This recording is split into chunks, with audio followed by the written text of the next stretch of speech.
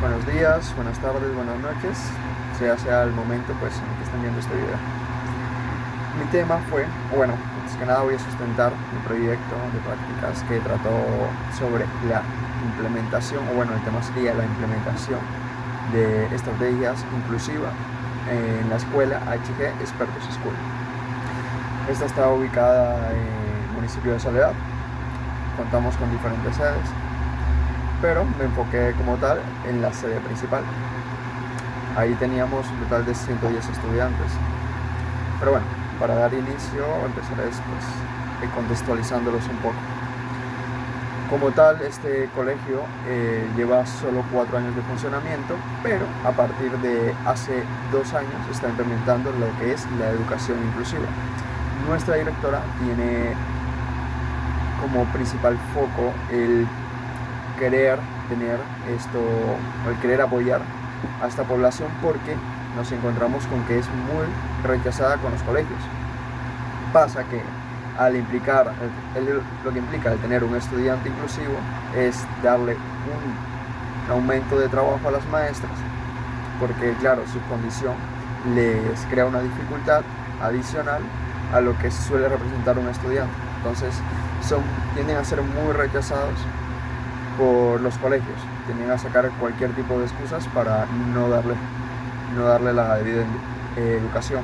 Entonces acá pues recibimos este tipo de estudiantes y nada, lo que buscamos principalmente es poder llegar a dar ese nivel adecuado para que ellos puedan aprender o puedan llegar a desarrollarse como cualquier otro estudiante.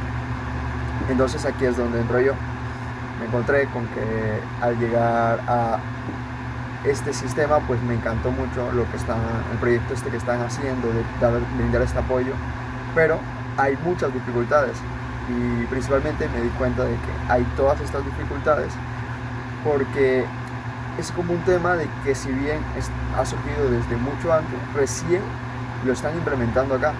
Entonces si bien tienen las bases, no las desarrollan bien, hay muchos fallos, hay mucha falta de experiencia, las maestras desconocen muchos términos básicos y aunque el colegio tenga esta malla curricular donde implementan ya las estrategias básicas, pues les falta demasiado más, sobre todo porque las condiciones que llegan son todas muy diferentes. Si habláramos de un tipo de condición específica, pues ya sabría cómo manejado mejor este tema, pero al ser todas tan diferentes y tan complejas, teniendo en cuenta, y me he dado cuenta a lo largo de este trabajo, es que aunque dos estudiantes tengan la misma condición, su personalidad influye mucho en la manera como se van a comportar y no que depende completamente de su diagnóstico. Entonces es como que hay que tener muchas estrategias para poder lidiar con este tipo de condiciones.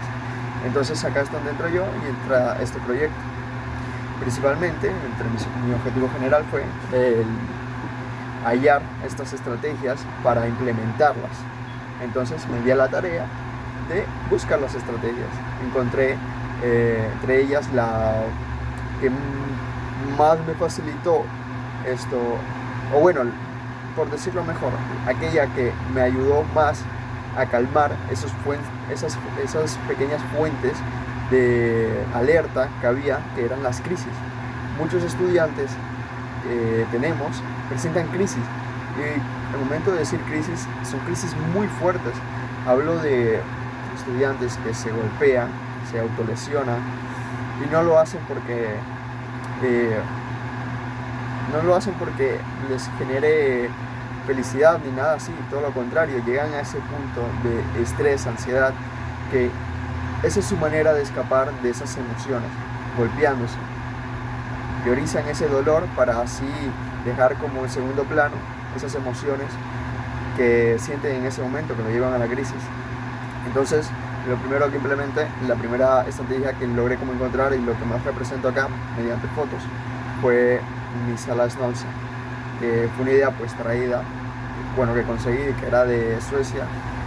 Allá la implementaban mucho, principalmente se implementa tanto en la parte educativa como en la parte de ancianatos, porque ayuda a estimular mucho la parte sensorial. Entonces implementamos estas salas Nolsen acá para así controlar esas crisis, porque es muy importante que antes de implementar una educación, primero aprendamos a manejar las conductas de los estudiantes.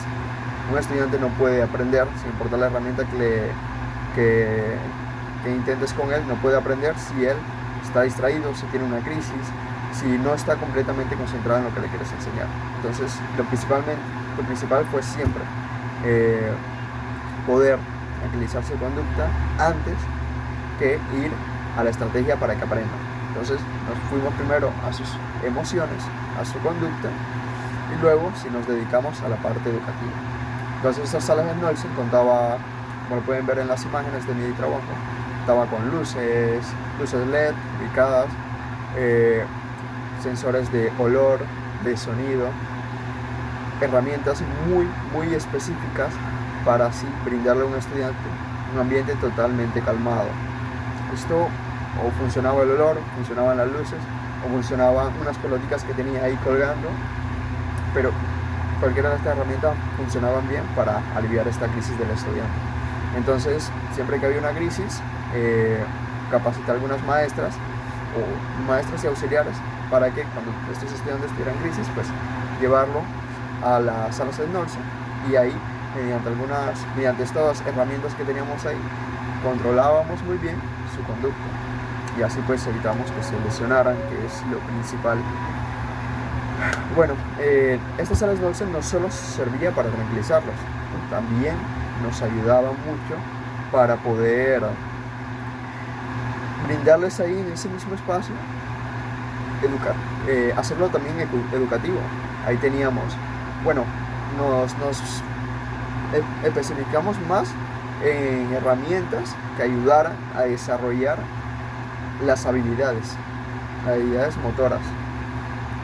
Los estudiantes con el espectro autista tenían un detalle, y es que algunos no lograban desarrollar muchas de sus habilidades o habilidades en específico. Algunos tenían dificultad para escribir, para sostener el lápiz, porque presentaban, bueno, se me escapa la palabra, es muy rara, pero presentaban dificultad para escribir correctamente porque no podían sostenerlo. Sus tejidos musculares estaban muy poco desarrollados, entonces ahí se creaba esa dificultad, no podían sostenerlo. Entonces lo que buscábamos allí dentro de las salas Nolsen era también brindarles herramientas para que pudieran ejercitar esa necesidad muscular. Entonces ahí teníamos telarañitas para que jugaran con pelotas, para que colocaran aritos dentro de las telarañas, para que dibujaran. Teníamos toda esta sala, era un salón gigante, y lo teníamos todo completamente cubierto con papeles gigantes llenos de dibujos, donde ellos podían colorear, cual los divertía mucho y ayudaba a que tomaran el lápiz, a que tomaran la crayola, el color, y ejercitaran los músculos. Entonces teníamos también otras herramientas especificadas en estas debilidades de estos estudiantes. Pero no solo acá, también en el salón empezamos a implementar estas estrategias. Como digo, a estos estudiantes que tenían debilidad en la mano, pues en el salón, la otra estrategia que aplicábamos era que para ellos se reducía se había que dictarles, pues a los de primaria, tocaba reducirle la cantidad del texto que tenían que escribir, porque al tener esta dificultad sus manos se cansaban mucho más rápido y empezaban a doler a partir de cierto punto. Entonces, mientras los demás escribían, ellos tenían que hacer el doble o el triple de esfuerzo para poder llevar a cabo su tarea, su ejercicio. Entonces hicimos un poco más resumido para ellos. Para nosotros era normal, para ellos era resumido, pero se quedaban con la idea del tema que estuviesen aplicándolos, lo cual era muy importante. Así manteníamos tanto su conducta, porque algunos entraban en crisis por no poder llevar o no poder hacer lo mismo que el resto. Entonces entraban ahí en crisis o o se enojaban, porque para ellos aprendí que es difícil tener las emociones controladas. No para todos, pero para algunos sí. Entonces ahí que neutralizábamos su conducta y al mismo tiempo aprendían el tema, teniéndolo de una manera simplemente resumida, pero con todo el núcleo o con todo el conocimiento que debían aprender. Entre las dificultades, o bueno, para ser más específicos, lo que más encontramos fue espectro autista, que fueron unos 69, 60 y algo de casos. Y bueno, también TDAH. Para el TDAH nos dimos cuenta que lo que más influía o lo que más veíamos era que se distorsionaban fácilmente, perdían la atención. La maestra escribía, hacía un dibujo en el tablero y ellos, vale, lo veían, pero y al siguiente rato estaban mirando el número 2 pegado en la pared y contándolos, o un dibujo o una jirafa que estuviera pintada en el salón, y se distorsionaban fácilmente, mayoritariamente con los dibujos y decoraciones del salón. Entonces empezamos a implementar el quitarlos y pintar el salón de color blanco. Esto ayudó mucho más a que se concentraran, porque ya no tenían más focos de distorsión, solo les quedaba o ver el tablero o ver su cuaderno, porque los demás compañeros pues siempre prestaban atención, entonces ellos eran como lo único que distorsionaban, entonces tampoco podían como tener un compañerito. A veces sucedía que tenían un compañero que les seguía el juego, pero pues yendo a la conducta de él y hablándole a él, y explicándole pues que no podía distorsionarse, porque si no, su otro compañero también perdía la clase, pues entendían el concepto. Entonces esto también nos ayudó con ellos. Lo que también implementamos fue elaborar unos libros que nos ayudaban a crear un aprendizaje mucho más amplio. ¿De qué manera? Teníamos libros que te daban el conocimiento de diferentes puntos o de diferentes maneras de realizarlo. Si el estudiante tenía la dificultad muscular, en este caso, pues podía simplemente leer, ver el dibujo. Lo que siempre exigíamos es que dijese lo que están haciendo en ese momento, lo dijese en voz alta. Siempre lo repitieran. Porque algunos también tenían problemas fonoaudiológicos. Es que en los casos del espectro autista se encontraron, o sea, es como decir, no, es autista y ya está, no. La cuestión con el autismo es que puede tener muchos otros problemas. A veces será el habla, principalmente es la parte social, pero también va ligado a problemas en el habla, problemas musculares, a problemas de conducta. Son muy fáciles para entrar en crisis algunos son sensibles al ruido, entonces si pasaba un camión de estos publicitarios por al lado con todo el ruido, ya teníamos 1 o 2 estudiantes en crisis. Entonces la rutina, si una de las maestras no podía ir y cambiábamos a esa maestra por otra, nos entraba en crisis también, porque eran muy rutinarios, estaban muy acostumbrados a una persona, les incomodaba totalmente. De hecho, a mí particularmente me llevó mucho tiempo el que ellos pudieran ya como adentrarme en su campo visual, el de poder aceptarme, porque me veían raro y algunos al inicio me sacaban del salón. No me decían sal, sino que venían, me tocaban de la ropa y me sacaban, así de la forma más adorable posible. Entonces, estos eran muchos cambios que a los que me enfrenté, muchos problemas, pero en todo pues buscar estrategias, el ir comprendiéndolos, el ir aprendiendo, generando conocimiento del porqué de estas conductas tan particulares de ellos. También tuve casos de síndrome de Down, que en estos me di cuenta de lo que más influía era la conducta, porque aprendí de que de este síndrome de Down, pues a ellos se les dice como el síndrome del amor, son extremadamente cariñosos.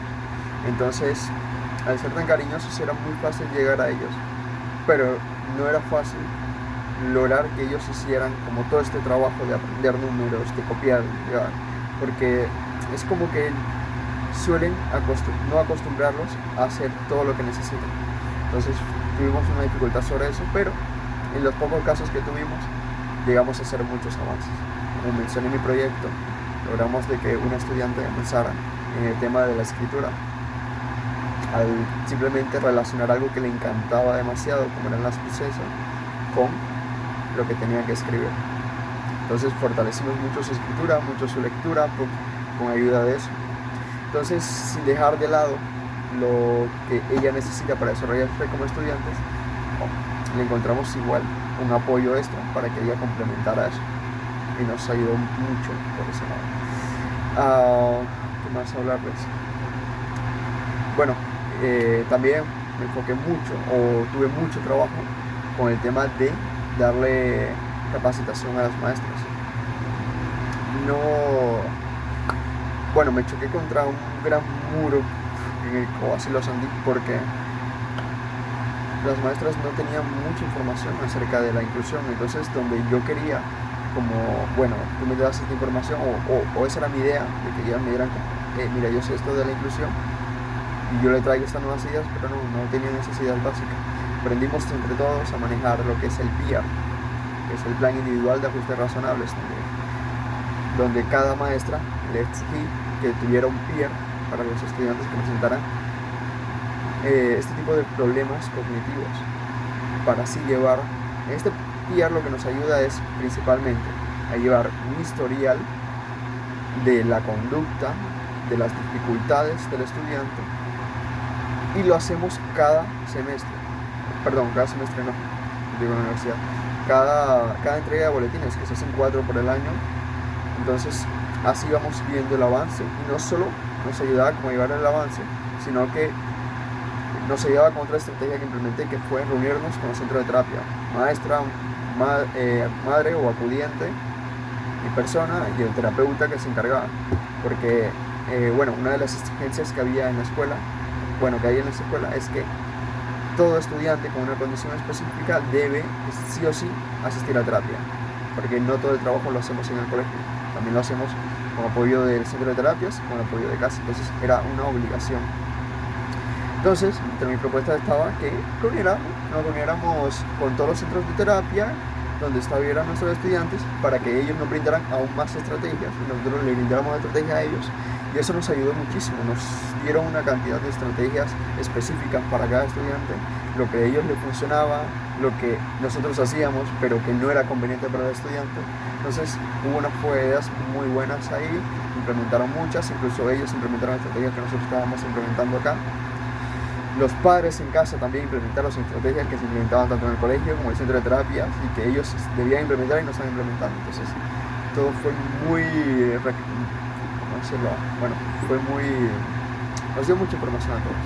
Fue muy bueno para el estudiante. Ya a los 2 meses o incluso menos veíamos avances, tanto en la conducta como en la parte educativa. ¿Qué más decirle? Eso fue lo que encontré, lo sucedió como proyecto. Como hablaba de las maestras, no pudimos capacitarnos todos muy bien. Estos PIAR nos ayudaron demasiado. Estos PIAR, antes les comenté que funcionaba también como historial y para compartirlo, pero no solo eso. Allí también especificábamos las barreras que tenían muchos de nuestros estudiantes. Con barreras me refiero, o es el término que se usa para aquellas dificultades que presentan los estudiantes en clases, pero barreras muy específicas. Una de ellas podría ser que un estudiante en silla de ruedas y en el colegio no haya rampas, entonces eso sería una barrera. No una barrera para el estudiante, sino una barrera presentada por el colegio. Entonces, la idea de eso sí era siempre romper todas las barreras que tuviesen nuestros estudiantes de inclusión. El proyecto me encantó, espero poder seguirlo, y gracias.